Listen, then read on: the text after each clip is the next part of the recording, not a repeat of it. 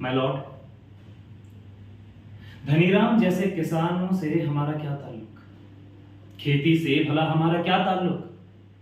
क्यों ना ये जमीन किसी इंडस्ट्रियलिस्ट को दे दिया जाए, जिसके बदले वो गवर्नमेंट को कुछ रॉयल्टी के तौर पर पैसे दे दे और धनीराम को एक छोटी सी नौकरी। बात वहीं खत्म हो जाती है। Simple, right? Right? Wrong my Lord. जब मैं यूएस में था, मैं भी ठीक यही सोचता था कि भला मेरा खेती से क्या ताल्लुक।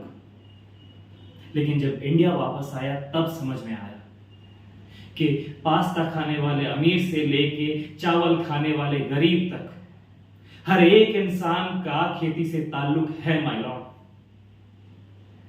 लेकिन बड़े अफसोस की बात है कि हम लोगों ने आज उस रिश्ते को तोड़ दिया है माय लॉर्ड। खेती करना एयर कंडीशन रूम में बैठ के कानूनी बिल पास करने जितना आसान नहीं है। ये एक मेहनत और मशक्कत का काम है। ये एक ऐसा विज्ञान है जिसको धनीराम जैसे किसान ही समझते हैं। और जब यही किसान धरती के सीने पर हल चला के अन्न उपजाते हैं हमारे लिए, और अगले ही दिन जब उनकी आत्महत्या की खबर आती है तो हमारे न्यूज, हमारी मीडिया उसे न्यूज के तौर पर मानती ही नहीं है। क्यों माय लॉर्ड, क्यों? जमीन की कीमत इतनी ऊंची और जिंदगी की कीमत इतनी कम क्यों माय लॉर्ड?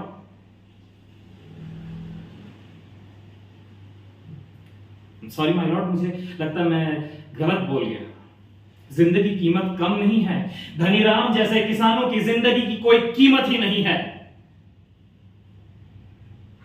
तो फिर भला क्यों धनीराम जैसे किसान या फिर उस जैसे दूसरे अपने बच्चे को किसान बनाना चाहेंगे? और फॉर दैट मैटर आप, मैं, हम में से कोई भी अपने बच्चों को क्यों किसान बनाना चाहेगा माय लॉर्ड? और अगर ऐसा ही चलता रहा तो वो दिन दूर नहीं जब खेती और किसान इतिहास के पन्नों पे बस एक चैप्टर बन के रह जाएगी।